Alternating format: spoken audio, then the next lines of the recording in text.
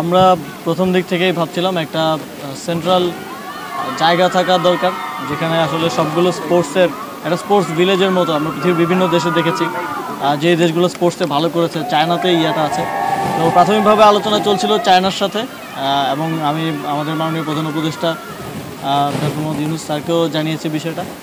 Sir যখন সংযুক্ত আরব আমিরাতে গিয়েছিলেন কিছুদিন আগে, তিনি সেখানে বিষয়টি তোলেন এবং সংযুক্ত আরব আমিরাত সরকার আমাদেরকে আর্থিক সহযোগিতা করার ব্যাপারে একমত হয়েছে। তবে যেহেতু আমরা ক্রীড়া বিকেন্দ্রীকরণের কথা বলছি, সেই জায়গা থেকে 8টি বিভাগে 8টি স্পোর্টস হাব করার ব্যাপারে সিদ্ধান্ত হয়েছে। এখন মন্ত্রণালয় কাজ করছে, মন্ত্রণালয়ে আরও ডিটেইল ডিজাইনিং করে আমাদের কী পরিমাণ আর্থিক সহযোগিতা লাগবে সেটা আমরা জানাবো, এবং আশা করি যে আগামী অর্থ বছরেই আমরা কাজ শুরু করে দিতে পারবো স্পোর্টস হাব। আমরা ব্যাকগ্রাউন্ডে অনেকগুলো কাজই করছিলাম, তার মধ্যে আমরা দেখলাম যে গুলশানে আমাদের জাতীয় ক্রীড়া পরিষদের একটা বড় জমি আছে যেটা বেদখল হয়ে আছে। আমরা সেটার কিছু দালিলিক কিছু জটিলতা ছিল, সেগুলো শেষ করেছি। আমরা সেটা নিয়েও একটা ডিজাইন করা হচ্ছে, যে যেই ফেডারেশনগুলো সাধারণত ইনডোর স্পোর্টসের যে ফেডারেশনগুলো আছে, সেই ফেডারেশনগুলোকে সেখানে অফিস এবং স্পোর্টস ফ্যাসিলিটিস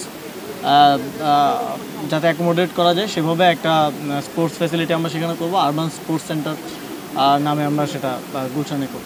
কাজ অলমোস্ট শেষ। আমার তাবিদ ভাইয়ের সাথে অলরেডি কথা হয়েছে। এই যে বাফুফে মাঠের ঘাসের আর একটু কাজ করবে, এবং আমাদের লাইটিং থেকে শুরু করে আপনারা দেখতে পাচ্ছেন প্রায় কমপ্লিট।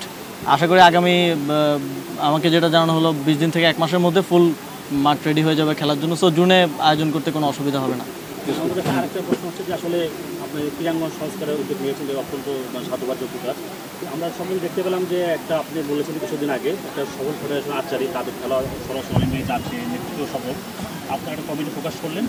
তারপর একটা 24 ঘন্টা মানে কমিটিতে বদল হলো, এবং কমিটি বদল হওয়ার পেছনে দেখলাম সার্চ কমিটি আহ্বায়ক তিনি হুমকি দিলেন যে আসলে কমিটি তাদের না। আসলে সার্চ কমিটির সাথে মন্ত্রণালয়ের বা ক্রীড়া পরিষদের গুরুত্ব কেন না? কমিটির বিষয়টা একটু সমন্বয়ে হয়েছে। আর আমাদের একটা পলিসিগত সিদ্ধান্ত ছিল যে কোনো ফেডারেশনে কেউ সর্বোচ্চ পদে 2বারের বেশি থাকতে পারবে না।